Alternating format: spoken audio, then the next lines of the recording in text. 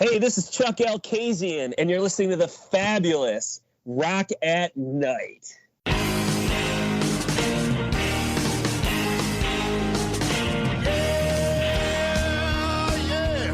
Are you ready? Hey, tonight I'm gonna take you on a little trip. We're going down south by the mighty Mississippi. I'm gonna take you to a place where lights never dim. Bring your mother, your brother, and your best friend. I'm gonna show you where they dance out in the street. They'll tell you all about your body heat. I'm not gonna talk about it, just gonna do it. Get on down if you feel up good. Our guest today is a celebrated producer-engineer in metropolitan Detroit, with a long history of successful collaborations with artists both local and international. He's also the owner of a long-thriving recording studio in Metro Detroit. Please join me in welcoming to the Rock at Night airwaves fellow Detroiter Chuck Alkazian. Chuck, welcome to the show. Hey, Vladdy! How are you, brother? I'm doing very well. I'm thrilled to have you on, man. Oh, it's my pleasure. I'm absolutely honored to be on your show, sir. Chuck, you've got a resume that sparkles with projects with high-profile clients and some people who are maybe not as high-profile but are, very pure in what they strive to do. Who are some names that you've worked with that our audience might recognize? Oh, wow. Some really fun ones. Let's say Mitch Ryder, Trust Company, Soundgarden. Soundgarden. Yeah. Chris Cornell. That's some good stories right there. Pop Evil. I broke Pop Evil out of Grand Rapids, another home state band. Yes. I've had the luxury of working with Bob Seger. God, the list goes on. Lots of hip hop artists from all over the world. Eminem. Jeez, I'm just trying to think. You put me on the spot. I should have probably had a cheat sheet together. No, that's quite a roster unto itself. That's amazing because you rock. Again, Pearl Studios and your body of work. It really has a profile, certainly in the Midwest, but people don't realize that you've actually had your fingerprint on so much work that's gone big internationally. Well, it's been a blessing. As all the aforementioned bands, I also have worked with a ton of young producers and engineers, working with bands like Asking Alexandria, Blessball, I Prevail, Icy Stars, Sean Paul, Becky G. And I'm pretty diverse. I've done a lot of Christian contemporary music. I've done a lot of gospel music. I think it's a product of our environment, being engineers and producers and music creators. You kind of have to diversify and have those individual silos of, creativity, because in the end, it's why we do what we do is to make great music and make people smile. And most of your projects were at your home studio in Metro Detroit. Tell us a little bit about your sonic home court or palace, as it were, Pearl Sound Studio. the Mecca of the Midwest. No, there you go. No, well, Pearl Sound was originally built in the early 80s, late 70s by a good friend of mine, Ben Gross, who I'm sure most of your listeners know. Mm-hmm. He's just one of the world famous producers, and he's a great friend, a mentor. This room was developed and built out of necessity because at the time you had the punk and new wave scene and remix scene was just taking off huge. Right. And so Ben his thing was he was in the remixes, and he basically built Pearl to mix, but it's crazy. The building is close to 12,000 square feet. My drum room is 5,000 square feet, of just, you can get like 8 seconds of reverb on it with a ton of compression if you want, and that's crazy. It's really cool. The room's flat within a half a dB, the control room. Wow. A gentleman named Bob Hodis comes out, and he brings his computers and lasers, and he takes a whole monitor section, and doesn't matter if you've got a pair of, cheap, I'm going to turn this down. If you got a cheap pair of monitors, a jam box, a computer, a TV, or the best TAD monitors that we have on the wall with Perot amps, it's flat within, literally like a half a dB to a dB. So when you leave this room, most studios, they make it sound really good to get excited while you're recording. My methodologies are a little unorthodox in the sense that I mix backwards, I face the other way. As you can see, my Pro Tools monitor is behind me. Interesting.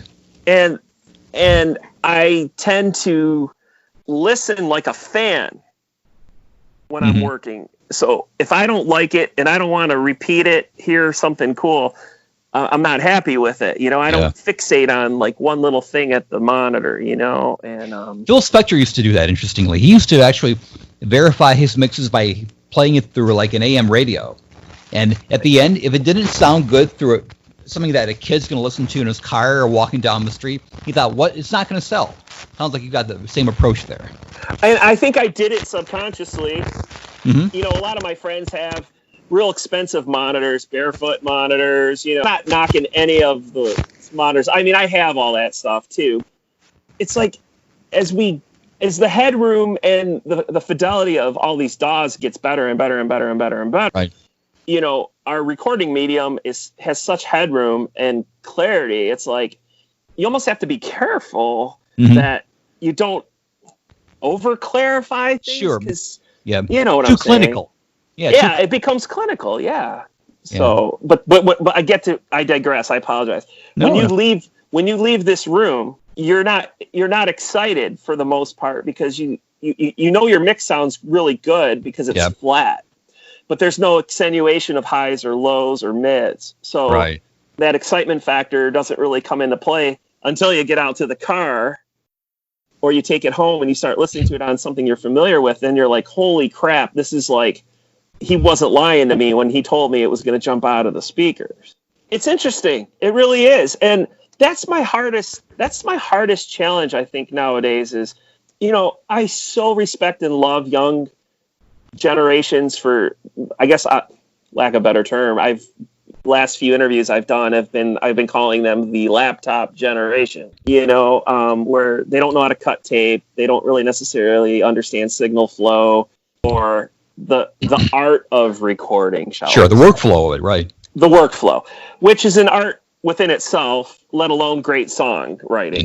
Indeed. And it's interesting because I've been trying to embrace their thought processes and their logic behind loops, buying pre-programmed keyboard parts that are MIDI tracks because they don't even know how to play a C major C2 on the keyboard. You know what I'm saying? And I'm trying my best. See, I'm almost 50, so I'm kind of like, I grew up with tape. I grew up with sampling. I grew up with sequencing when you could only get 100 notes on an 808 or a sequencer. But I also grew up with DEC and Pro Tools and Sound Tools, and now Pro Tools Ultimate, where I have like, I don't even know how many interfaces I have, where I can have literally like the DSO mic'd up and have like 900 mics and folder it and have it organized. Indeed. It's crazy. It's crazy. And we'll talk about this a little later on, but it sounds like you've got a foot in both camps aesthetically, but the spirit of recording, which is just as important to evoking that intangible magic that happens when you're recording, which is not just things that are psychoacoustic, but that are kind of like the collision and the modulation of these things together. That's really what makes that intangible magic that's a recording in the end. Like you're comfortable in both areas to fastly grab and marshal that, to synthesize, as it were, and use that to your advantage, because you've got an ear in the legacy of music, but also the current day of music. Well, it's such a great topic. A young lady once asked me from Mix Magazine, how do you fall in that middle area and function? Because if you're at a level that I'm aspiring to be at, well, I hate to say I'm at a level because I'm really not that guy, but I find it difficult to retain my trad values, my traditional values. Yeah. And then but I find the workflow of the new technology to help me as a songwriter opposed to a sound writer. See, back in the day, we went through this period where in the 50s and 60s and 70s, we were great songwriters. Right. The 80s, we became sound writers. Yes. You had your Ultravoxes, your Duran Durans, your XTCs, Mm-hmm. you know, Baltimoras, all these really Absolutely. cool cutting edge bands, you know, the Specials, whatever. But then Figures on a Beach even. Right. Totally. But you know what's interesting?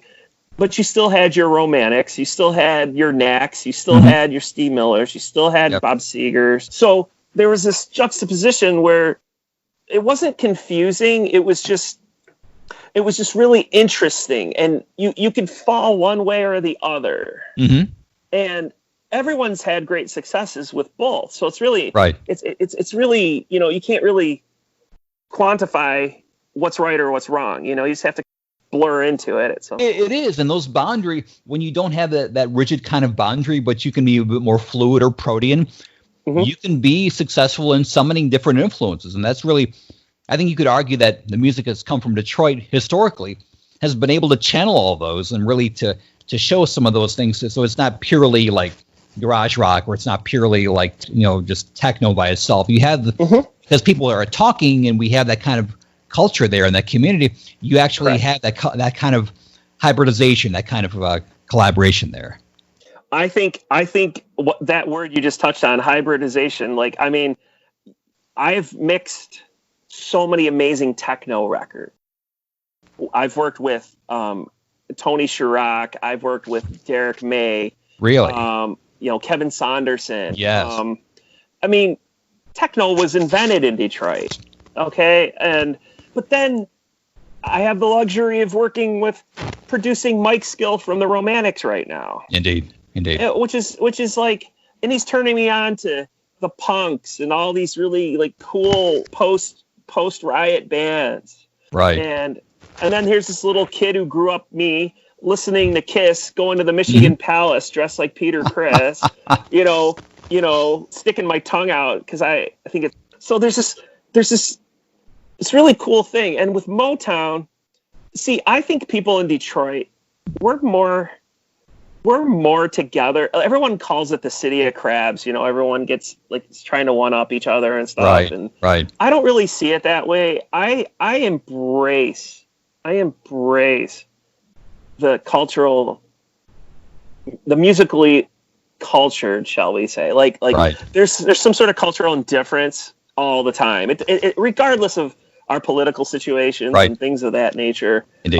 We're always going to have moments of unclarity. There's always going to be a little hair on the lens. I think if we step back and we love the music, I think that's going to really help people to kind of, you know, think about it, like get together. Like when Berry Gordy started Motown, right? You know, he was just twisting out Muscle Shoals, you know, style. Just, you know, Lamont, Dozier and all those guys, and Paul Reiser and all these amazing humans playing the Funk Brothers. I mean, everyone talks about the Funk Brothers, but you're forgetting that there are songwriters involved too, and there are artists that were playing and singing their hearts off, and they were touring, and they were loving life. And unfortunately, some of them weren't necessarily taken care of, as we know. Indeed. But I work with a lot of their children. Ooh, interesting. It's very cool. One of my favorite clients, she used to do a lot of jingle work for me. Her name is Beth Griffith. She was on The Voice, and Dad was Johnny Griffith, the piano player. And we would talk just about, you know, what was it like growing up, you know, with Aretha Franklin coming to your house, or, you know, Martha Reeves or whatever. And those were moments. You know, see, and that gets me to this start is I think we all create musical moments in this city more so than a lot of cities, because we do have that cultural, you know, diversity. Let's touch upon the impact of COVID-19. A common conversation in the entertainment industry these days is how professionals like yourself are coping with quarantines and economic challenges posed by shutdowns. How has COVID-19 impacted your workload, Chuck? Oh, Well, first off, let me say thank you to all the people on the front lines for busting their ass for us. And Yes. We all have our different beliefs about what's going on in our country right now, but Right. I do know that this is a real thing. And Yes.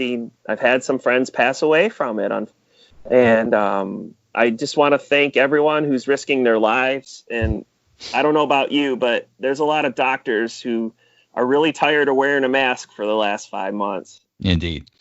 So before I get into something that's as so minutia as music, this building and you and me, we have to know that our human life is, I think, extremely important. If we don't have that, there's no reason to make music. It's really affected me. Our state was shut down, like literally shut down, where to the point where you were only allowed to go to the grocery store, gas station, a doctor. You were getting pulled over by the state police to be checked if you didn't have a letter of direction, that's purpose. If you weren't a business that was needed at the time, or they were making you go home. And our governor, it's hard. Some people think our governor didn't do a good job. Some people think our governor did a great job. But I'll tell you what, I didn't really want a bunch of sick people around me. Indeed. While I was recording. It was interesting because I actually started to get busier because I was getting mixes from all over the world because people were recording at home. And I was starting to get files from Japan, Indonesia, England, all over, America, United States. Like, people were recording stuff and they're like, now's the time. I want to see if I'm home, can do something at home and really try it. And they had some luck, but to be honest with you, Vlad, I mean, that human interaction in the room, nothing's really going to replace it. Yeah. Because a lot of people need guidance, not because of their skill level, just because I think some musicians are so good they don't know when to stop, or they're questioning themselves constantly, and it's in their nature. I mean, we're crazy people, musicians. Indeed. It's interesting. Some of the people that have contacted me have actually hired me to consult during COVID. Really? On a gentleman's level, with the intent of, once COVID went away, that they wanted to make a record. So I did a lot of pre-production, probably with 20 different label bands, indie bands, just kind of gearing up, because I think 2020 has been a write-off for most musicians. It's a terrible thing. But I think the powers that be made us all kind of calm down and stop and realize how blessed we truly are, without getting political by any means, or, spiritual or anything like. Right. But, I try to be PC as possible, because I believe that everyone's feelings are just that, and they're valid. I really think someone around us wanted us to kind of step back and I'm getting that sense too. There, I hate to say there's a purpose to it, but there is something some kind of cosmic or maybe natural message. Maybe it's the earth itself. You will see what's happened with pollution in this time and how it's decreased. Have you seen, and when you get a second, go on Google Earth. I forgot if there's a live feed for some of the areas. They have like a beta version of it or something. Yep. If you look in Lake Superior, you can actually see, I said, over 20 to 30 shipwrecks, like big freighters that have crashed over the years. Really? You can see, I don't know what, down in Florida, it's as humid as it is here, but I'll tell you this much. When spring smashed here, I've never seen my grass so green, nor have I seen my peonies, all our flowers, all our bushes, everything is so vibrant in color and just the air we're breathing. It was like my allergies. I don't think I've sneezed more than 10 times in the last 5 months. Man, me and you could talk about, I feel like I'm on the Joe Rogan show right now. I'm digging our chat. Thanks. Are you finding that the majority of your work these days is with clients from southeastern Michigan?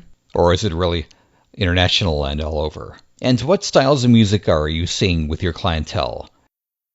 Honest to God, it's so ambiguously diverse. Like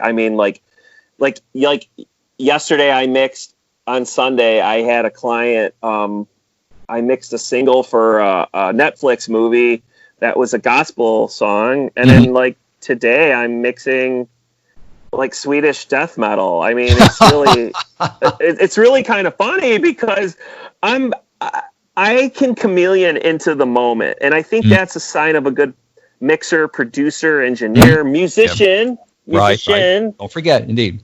You know, you can be a session cat. Right. And if you don't know how to play all styles of music, you're not going to get called. Yeah, that's true. You know, and I find it very interesting that people aren't stepping back and realizing, you know, how much chops really do matter. But I don't think chops, when I say chops, I don't mean Yngwie shredding. I was about to mention Yngwie Malmsteen, so that's funny you should. But I'm talking about reading charts, knowing how to, you know, the Nashville number system, you know, knowing chord structures, feeling an 8-bar phrase, feeling a 16-bar phrase, feeling a 4-bar intro, a 2-bar turner. It should be an 8. It should be an 8 in your mindset. And I'm a drummer and a piano player for 40 plus years. And I think my mother every day, God bless her, that she enabled. I was so blessed to be able to have a drum set because I showed a liking to it. I had a piano in the house. Yeah. I understood melody. I understood rhythm. I understood goosebumps, the goosebump factor. Like when my mom would put on the Bee Gees, or I'd listen to The Fifth Dimension or Kenny Rogers or Queen. All that shit just made me get all gooey inside. I felt like a melted chocolate bar after I listened. Like, everyone gives me shit because I love the Stylistics. Do you know the band, the Stylistics? Yes, I do. Yep. You Make Me Feel Brand New. You know exactly. Right. Philly band. Oh my goodness gracious! You've got an amazing falsetto singer and a full voice singer, and the marriage of the two in that one song, and the chord structuring.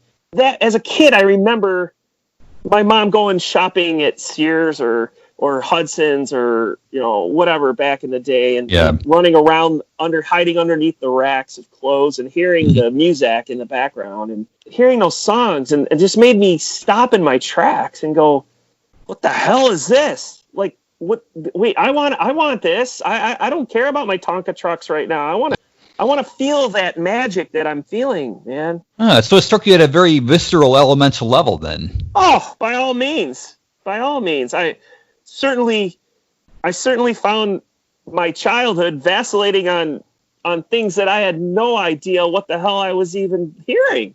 But it goes back to what you're mentioning. It's the accident or things that are incidental, very ephemeral, you know, just like in the haze, that you can find moments like that. It's amazing. And I try to instill that into people nowadays. You know, if I get a young band in here, I'm doing pre-pro, before we even touch an instrument, I ask them what their intentions are with themselves, then their intentions with your band, their intentions with your songs. Right. And then I do this Uncle Chuck thing where I pull up YouTube. Yeah.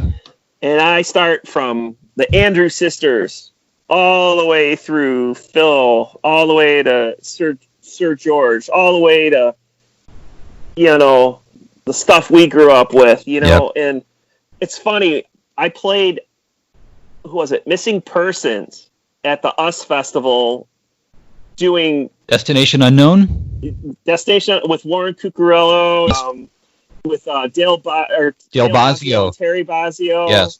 And she had Slurpee cups as a brassiere. right? Yep. And this young lady who I was working with goes, "Oh my God, she totally stole from Lady Gaga." And I'm like, "This is 1983." And she was like, "Oh my God." But I at least got her to open up her eyes and go, "Look, before there was Madonna, before there was even a Live Aid or a Holiday or a Burnin' Up, Dale Bosio and Terry Nunn, and I mean, are you kidding me? I mean, you got to go to those places. You don't know where you're going unless you know where you came from." Those two bands really resonate with me. I was a massive Berlin fan, so I can really relate with. I'm so jazzing right now. I'm supposed to do a song with Mike Skill and Terry. We wrote a song, and I'm like, we were supposed to do it at the end of the year last year, and Terry Nunn. Yeah. And What? she agreed to do a song with us, and we just did a song with Wayne Kramer, which was like, oh my. So, pardon my French, but like that was the shit. And That is. And Terry, I mean, like she wants to do like a remix of Talking in Your Sleep, and she's like, see, the thing about the '80s bands, I can digress a little. Please bit. do. They supported each other.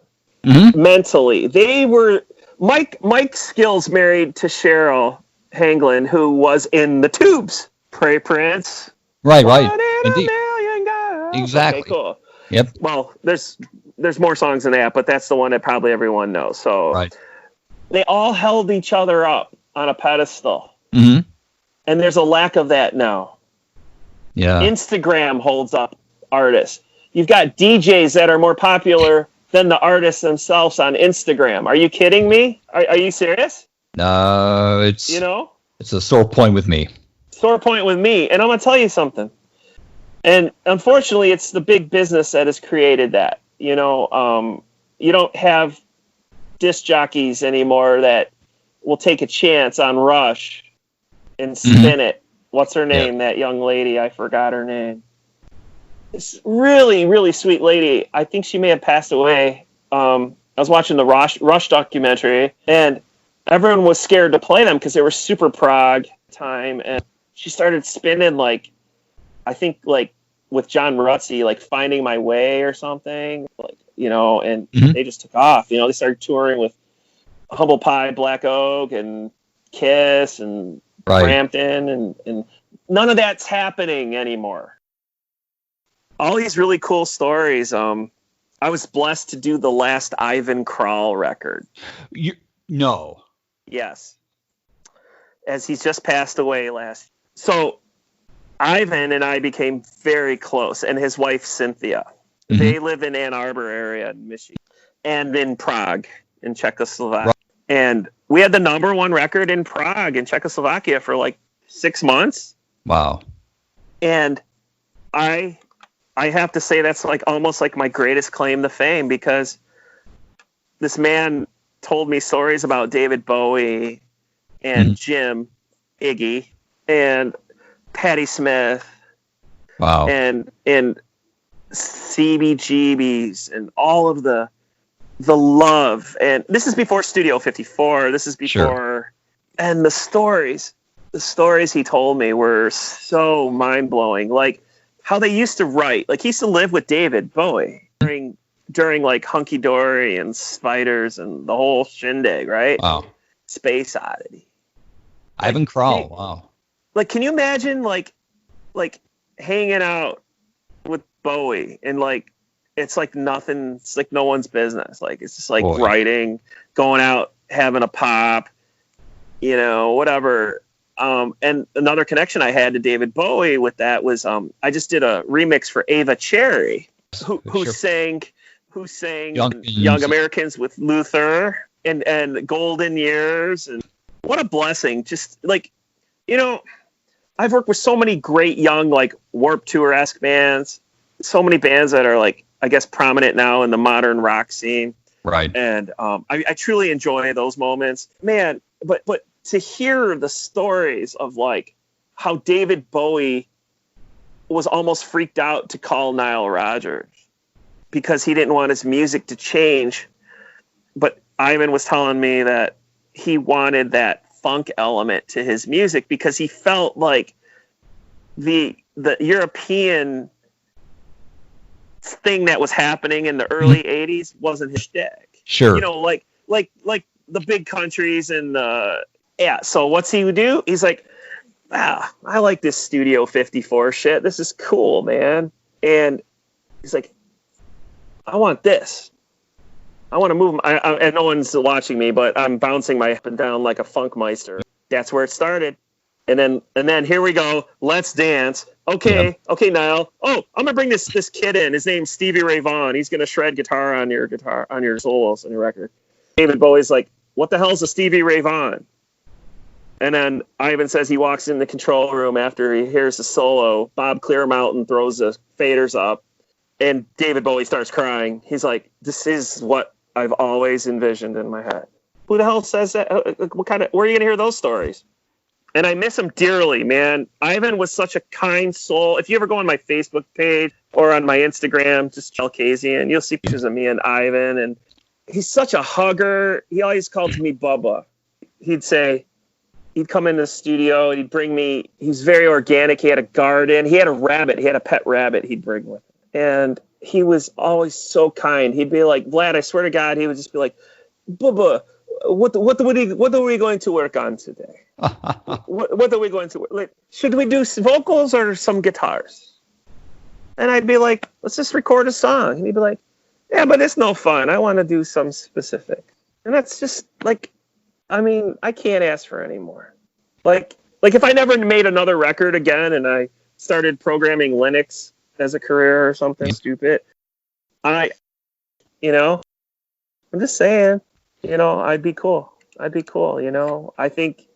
think that I hope and I pray that more people in the world can experience those types of moments.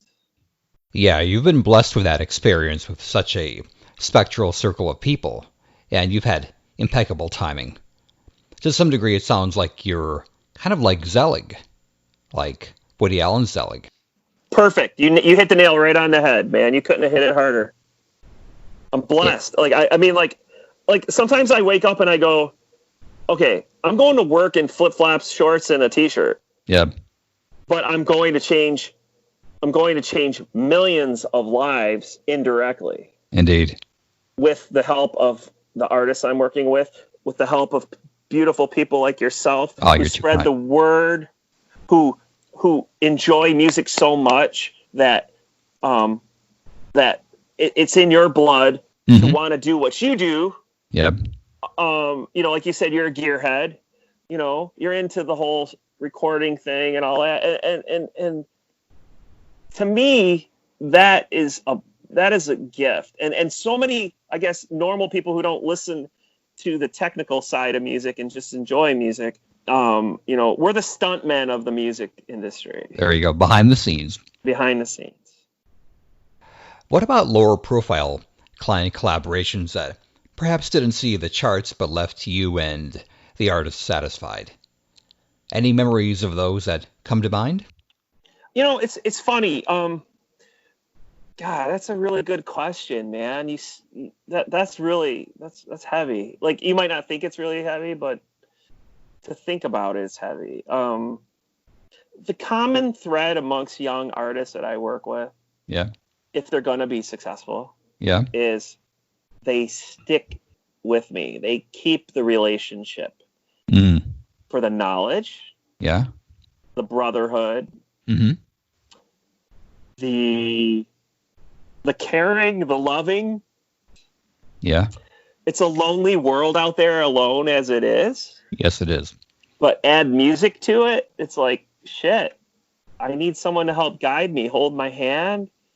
Most of the bands that have come in and worked with me that have, I guess, maybe snooped and poached some thought processes and moved on their own are kind of failing right now, or not even together. And the ones that are kind and loving and fill my fridge with water or buy some toilet paper or whatever are just kind human beings in general, right? Bring the studio some bagels and some snacks or whatever for the day. That goes a long way to show their clarity, their focus on themselves. Because if you live in a cluttered mind, if your mind is cluttered and you're a kind of semi know-it-all, I have this feeling you're doomed for failure. You know, you're destined for failure. I should say, because you've got blinders on, you know, and I don't know where it starts. I don't know where it ends, but all I know is the younger bands. I mean, I've broke some really cool bands. I'm not gonna lie, but what always gets my goat is I've never forgotten whom or who has helped me when I was younger. And I feel that the newer generation of musicians, I call it, God, I just made a post about it today. Something about amnesia. Finally, if you had to characterize the hallmarks of a classic Chuck Alkazian production, what would they be? I think from a sonic standpoint, I tend to get that my mixes and my recordings sound rich. Yeah. Now, the definition of rich could mean full, fidelity, everything has its place, kind of. Yeah. Be it my OCD tendencies, my Capricorn mindset. I think that I try to bring out the best of a song by making everything strong. And like I look at it this way.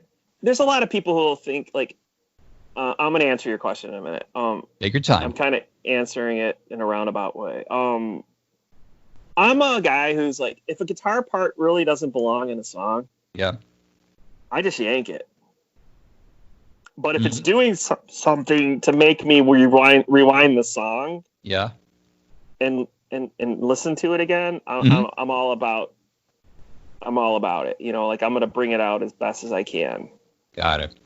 So if a drummer's playing a cool groove and the hi-hat is like a Stuart Copeland kind of thing, and it's happening, I'm kind of going to focus a little bit on that because that's what's building the pulse of, you know, I always think of like Jeff Porcaro, how he used to play, you know, everything was just all about the song, all about the song. The guy could have just shredded everybody to pieces. Go listen to Rosanna. Go listen to Lido Shuffle. Like, seriously, dude? Come on. Any of the Wall, for that matter. He was all over the Wall. Yep. And Sonny and Cher show. Really? He was a drummer on Sonny and Cher. Did you know that? When he was like 19? Wow. Not surprised, I guess, but... People don't know that. Wow. I think... I can't really say I have a favorite record that I've ever recorded that I would like be like, see, like take Ivan, for instance. That was just like me and him playing bass, drums, and like a kick, a snare, and a hat, and an acoustic guitar, and some really nice Strat, right? Yep. Is it the best Sonic record I've ever made? Probably not. Is it the most loving, tearful, kind, full of balloons and whipped cream and good stuff? Right. Daisies, yeah, it is. And those are kind of the memories I want to keep in my brain and my hard drive. But then I've made, you know, cutting the drums for Asking Alexandria with Joey Sturgis, right? One of the greatest like metal producer mixer guys, you know. It's like that's his shtick, you know. He's like, how'd you get those drum sounds, you know? Like, and I'm just like, you go to a great room and you blast off, man, you know, and you get great tones, you know. You operate from the gut.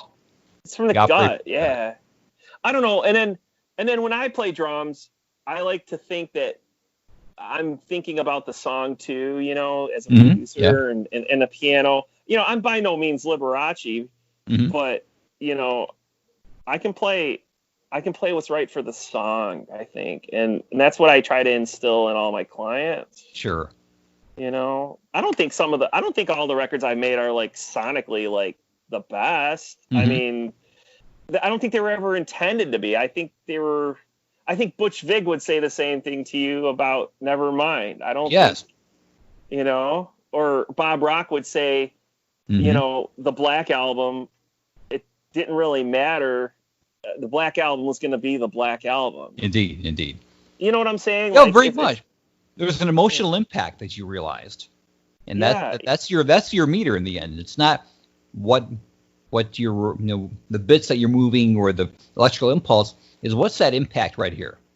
That's it. That's your common nomenclature of everything right there. Like, you got a band like Metallica coming off of Monsters of Rock and Justice for All, right? Right. And then they're going in the studio in Little Mountain Studios in Vancouver. And right. They're starting pre-pro with this guy named Bob Rock, who's in all these hair bands from Canada. And right. No one knows who the heck this guy is. And yep.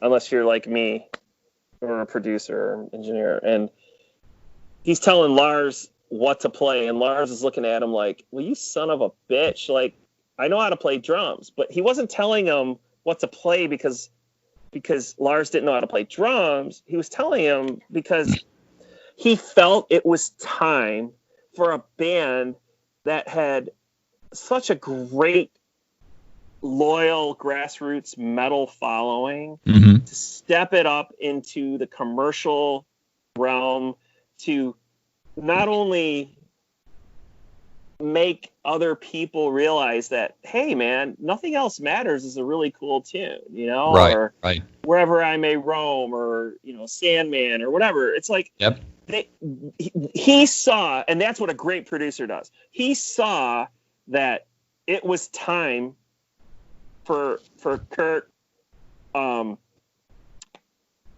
come out of his shell as a guitar player. Yeah. You know, this is a guy who took guitar lessons with Joe Satriani, you know, in the Bay Area. And he saw like that junk. I mean, those chords, that richness, you know, the big drum room, the big mics, everything. Because every Metallica record before that, minus Injustice, which was kind of mixed by my good friend Steve Thompson, who was getting yelled at by Lars constantly. You should listen to the bass version of that record that Steve Thompson remixed, Justice for All. That was with Cliff, right? Or was that after Cliff passed away? I think it was right after Cliff. I'm so sorry. So it was Jason. Metallica fans. Jason, okay. Jason Newsted, I think, may have been on that. Jason was Metallica as far as I was concerned. Yep, I'm in the same boat. You know, that was terrible what happened, you know, I mean, but see, look how fast like stuff turns, you know. You know, twists. Very much. So make music while you can, everybody, because you never know what tomorrow holds, really. Boy, what a message for everybody. You know? What a message for everybody. I mean, is life that bad? No, but life is meant to be seized. Carpe diem. Si, senor. Or something like that. No, you're absolutely right. Seize the day. I mean, like, I just feel like, you know, you asked me a question earlier about the business, you know, about COVID and all that stuff. And, right. You know, for musicians who are serious about what they do, get your butt in a big studio and experience it. And I'm not just saying that because I own one. Yep. If I didn't own one, I would still tell you to do it, because there's something magical about getting in your car, getting excited, having a vested interest financially, spiritually, physically, musically, kindness, whatever, the whole shebang. Indeed. There's something about it that is endearing.